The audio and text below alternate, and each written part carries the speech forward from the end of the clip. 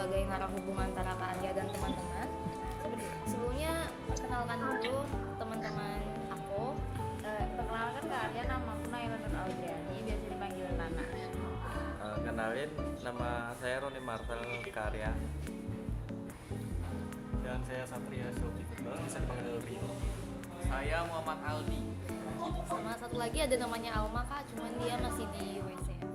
Gimana sih kehidupan sehari-hari Kak Arya itu telah berubah semenjak Kak Arya pindah ke negara baru? Mungkin yang pertama itu dari segi sikap. Kalau dari segi sikap yang dulunya di Indonesia itu ceroboh, yang di Indonesia itu kayak kurang disiplin. Sekarang lebih teliti, lebih disiplin waktu, manajemen waktunya itu udah oke sudah. Ya mungkin itu. Berarti dari segi kehidupan secara masyarakatnya ya Kak lebih disiplin waktu di Jepang. Ya benar. Terus hal yang paling berat untuk Kak Arya waktu pertama kali adaptasi di Jepang itu apa Kak kalau boleh tahu?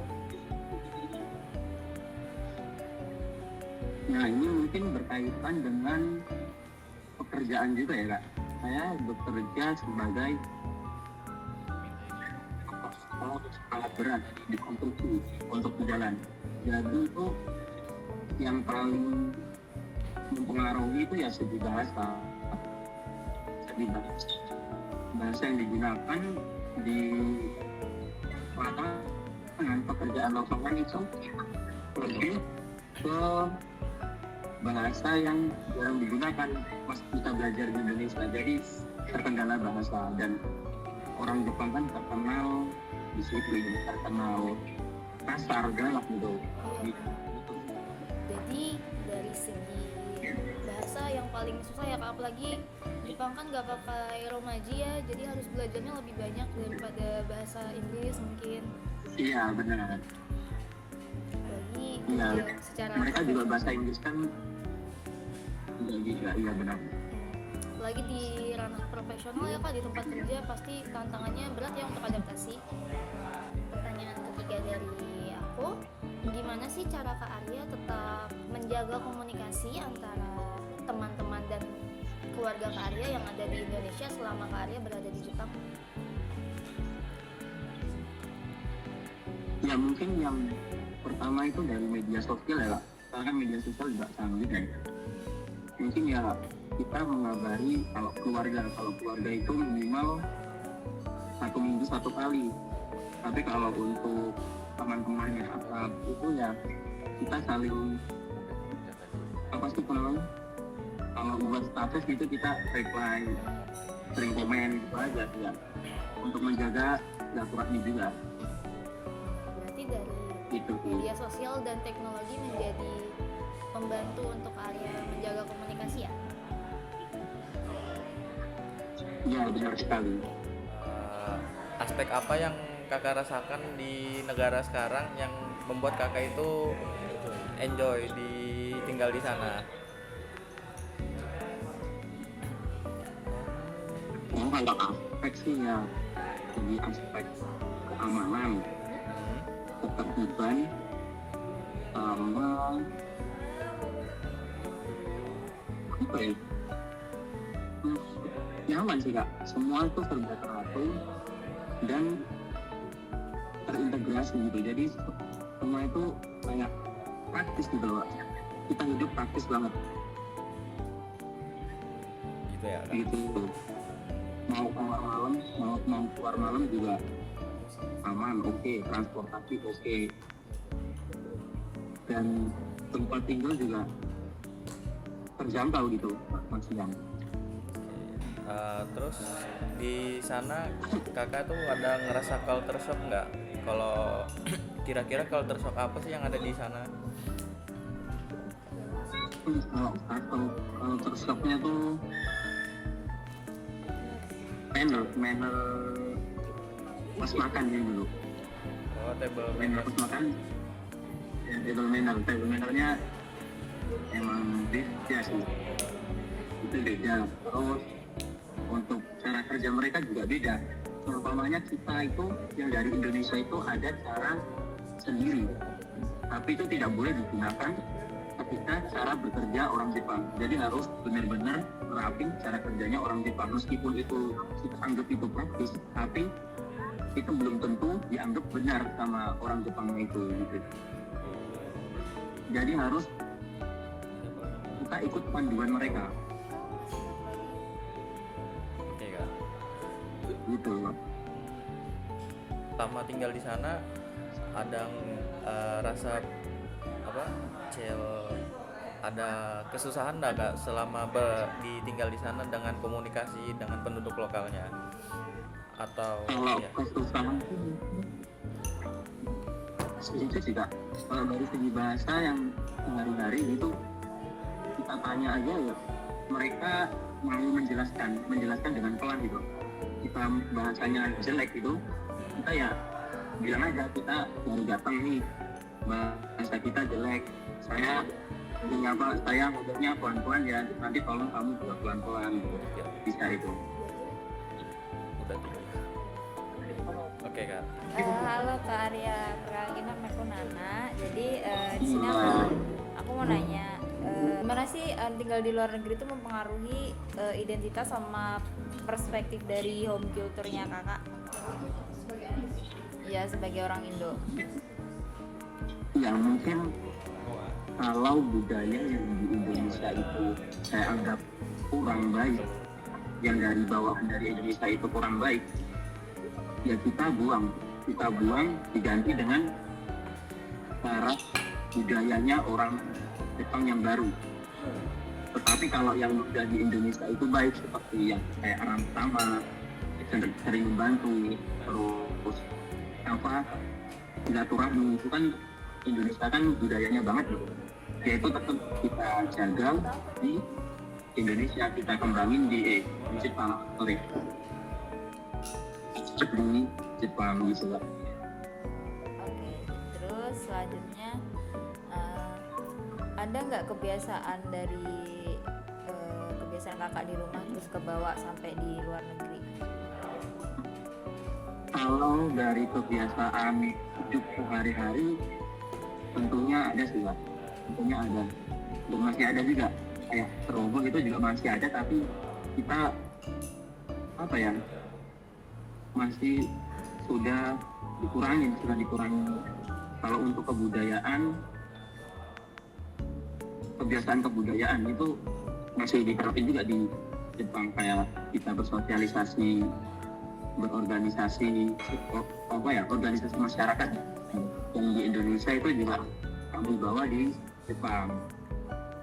Kayak 17 Agustus itu juga saya salah satu yang penggagas untuk melaksanakan kebudayaan Indonesia yang ada di kota saya gitu lah. Oh, jadi kalau di Jepang tuh misal orang Indonya tuh ngumpul terus pas hari 17-an mereka ikut 17-an gitu ya? Iya bener lah. Nanti kita yang dari Jawa ya pakai batik, yang dari Bali yang pakai kebaya Bali, ada Balinya gitu Kak. Dan kita juga di sini kita kan banyak nih juga Muslim di sini. Kita komunitas Muslim juga besar di sini. Nah, itu ada budaya Marawis itu juga kami main masih ada di sini. Oh iya. Marawis gitu Kak.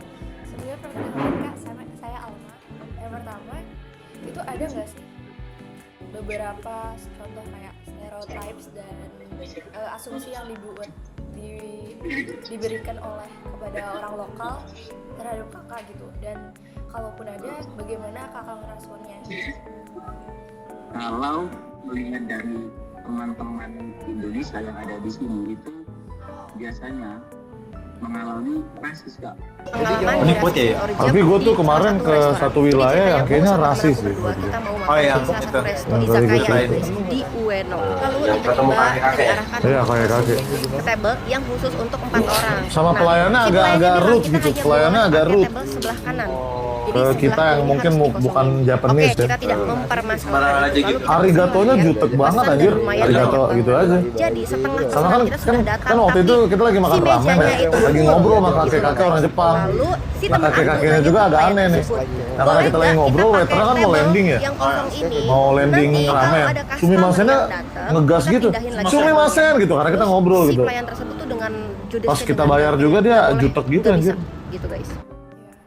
rasis rasisnya orang Jepang itu dari warna kulit, terus kayak apa itu bau badan gitu lah, bau badan, terus apa sih itu kalau untuk orang Muslim juga kiri kayak nggak boleh wudhu di tempat-tempat toilet itu juga nggak boleh, sholat itu juga nggak boleh kita di sembarang tempat.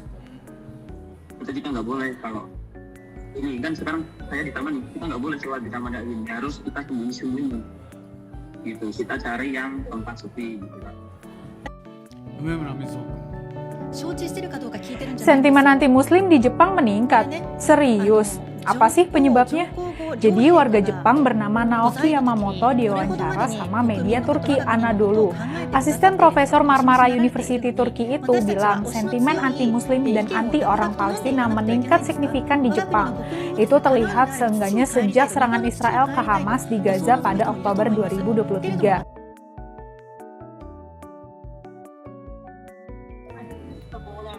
Apalagi kan komunitas, saya juga ada komunitas muslim di sini ya,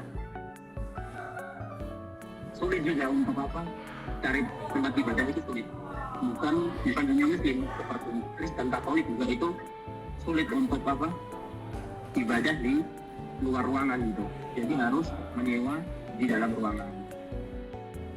Oh, agak ekstrim ya Itu juga. rasismenya di sana. Iya, masih banyak rasis juga. Apalagi sekarang Perdana Menteri sekarang itu lebih apa menjunjung Jepang number one. Apa ras Jepang itu number one. Jepang anti asing juga enggak. Perdana Menteri yang sekarang enggak. Kalau yang Perdana Menteri dulu itu dia masih welcome sama orang-orang asing gitu. Pantesan banyak terjadi demo-demo Beda yang sama yang terhadap imigran juga saya lihat. Iya benar lah, itu benar ada nih, juga di kota saya juga ada. Interesting. Terus yang kedua, pernah nggak sih akan merasakan homesick gitu, dan sejauh ini bagaimana cara menangani homesicknya kalau kangen dengan kota halaman? Oke, itu saya juga pernah Kak, mengalami homesick ketika di tahun pertama, itu di tahun pertama sekitar 1 tahun itu kan lah saya homesick karena dulu saya ketika lulus belum pernah bekerja, terus langsung bekerja di konstruksi, di apa operator konstruksi itu kan juga lumayan berat juga. Itu yang pertama juga culture shock tadi, yang kedua juga karena kita masih ke bawah apa ya, manja karena kita habis lulus itu tadi, jadi homesick sekitar 1,5 tahunan lah.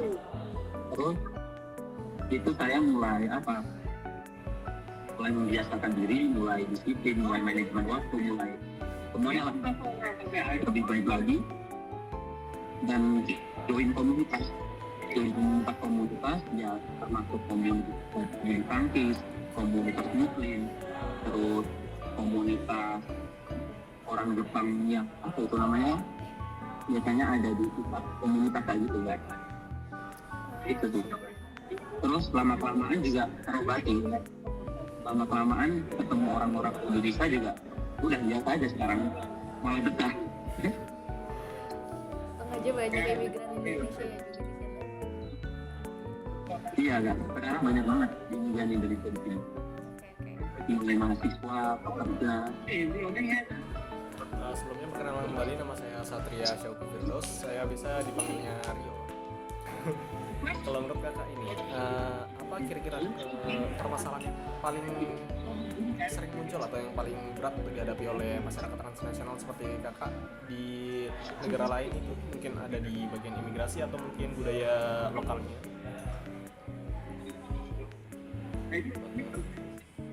Mungkin kalau tanggung pertama itu ya kita tidak apa-apa yang perlu saya jelaskan, mesti counter stop budaya sama ya cara kerjanya Jepang ya, cara kerja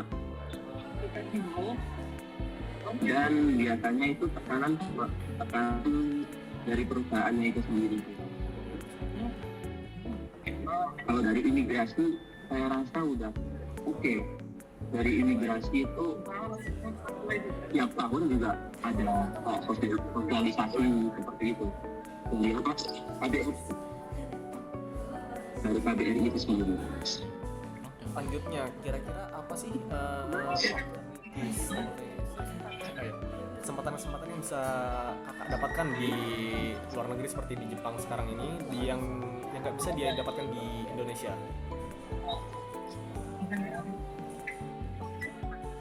Kesempatan, kalau kesempatan ya kesempatan untuk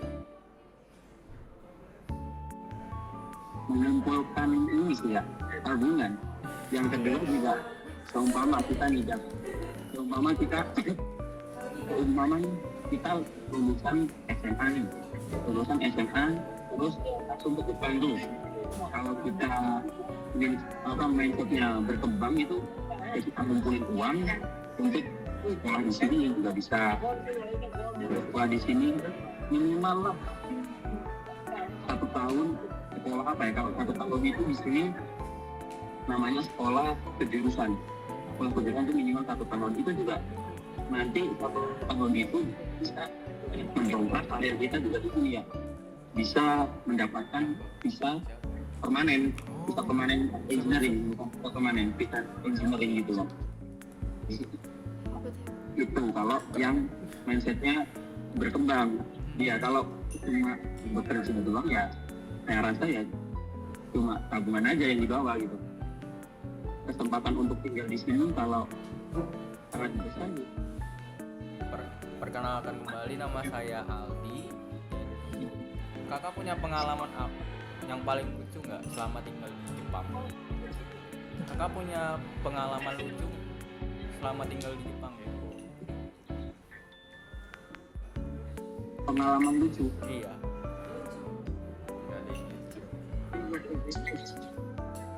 Kayak baru tinggal di Jepang gitu, kaget sama culture. Iya. Kalau pengalaman lucu tinggal di Jepang itu baru pertama kali naik sepeda juga, kita jejer-jejer naik sepedanya. Terus dari belakang itu polisi klakson untuk kita berhenti terus kita ditegur karena kita nggak tahu masih baru seminggu kayaknya di Jepang itu kita kena tegur, terus itu dia mau denda kita tapi nggak jadi karena kita masih seminggu di sini. Pertanyaan selanjutnya itu, kakak pernah kayak salah paham gitu nggak gara-gara perbedaan budaya di sana?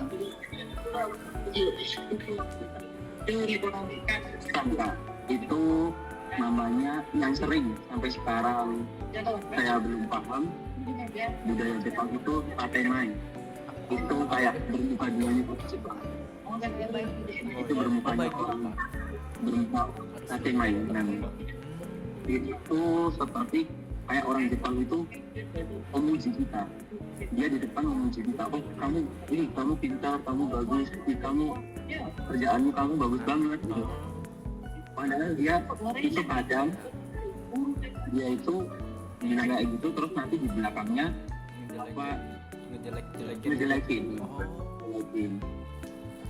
Itu sering banget terjadi sampai sekarang. Yaitu budaya tatenai orang Jepang kan kuat banget. Nah, saya ada pertanyaan lagi, satu lagi. Nah, kan di Jepang ini kan mau mencari harapannya itu masa depan yang lebih baik gitu, ngumpul-ngumpulin buat tabungan gitu kan. Nah dari kakaknya sendiri ini ada nggak kepikiran kayak wah di sini ternyata lebih baik daripada di negara kita gitu kan, terus akhirnya pengen gimana ya kalau misalnya jadi punya citizenship di sini atau membangun keluarga di sini, pernah nggak kakak kepikiran seperti itu? Kalau seperti itu nggak ada sih.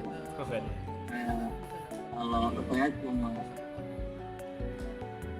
ya pengen kerja.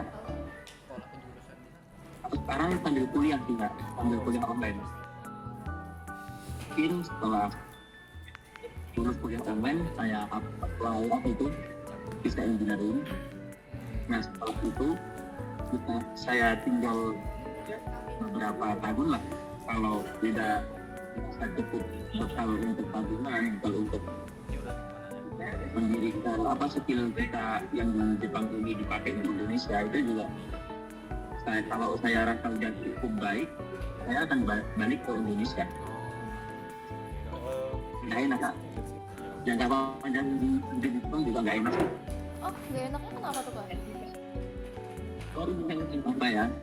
Ya juga kayak tekanannya tinggi nggak? Kayak kan karena kita gimana ya? Karena kita tinggal di Indonesia ya, kita yen-nya itu dirupiahin, itu masih ada sisa gitu kak.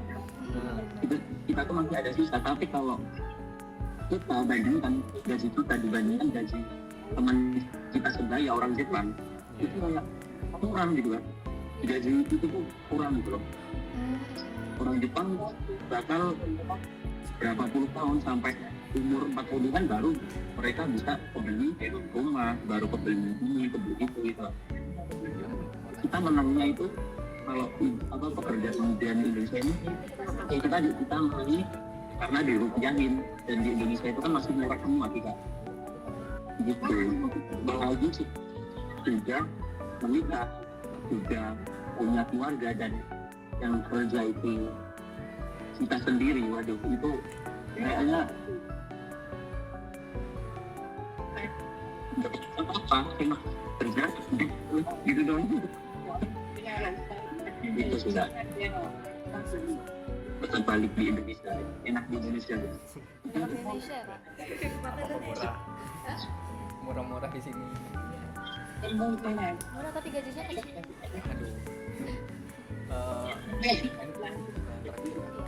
Ini pertanyaan terakhir saya, kalau kakak disuruh mendeskripsikan pengalaman tinggal di luar negeri dalam 3 kata itu apa aja? Dalam 3 kata.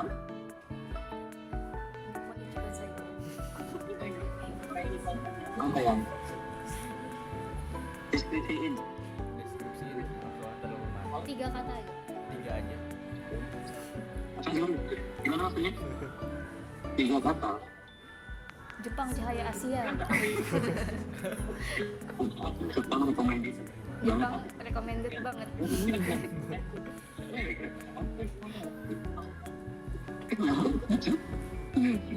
Kalau untuk pemula ya, kalau untuk fresh graduate itu recommended banget. Mantap. Masih recommended. Terima kasih kak review jujurnya.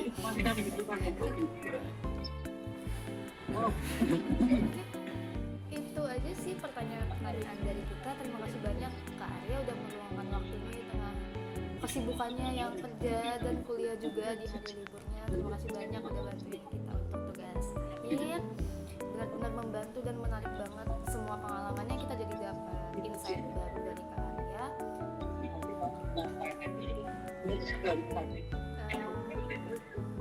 Salam kenal dan itu penutup dari kami. Semoga sukses terus Kak Arya kerja di Jepangnya dan bisa pulang ke Indonesia.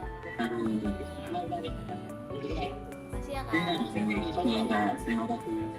Makasih. Bye bye. Arigato nek. Dadah.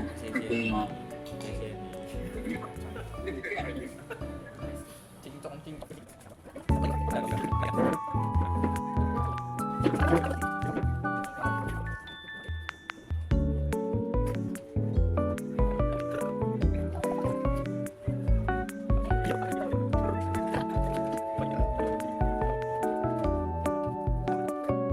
Keren.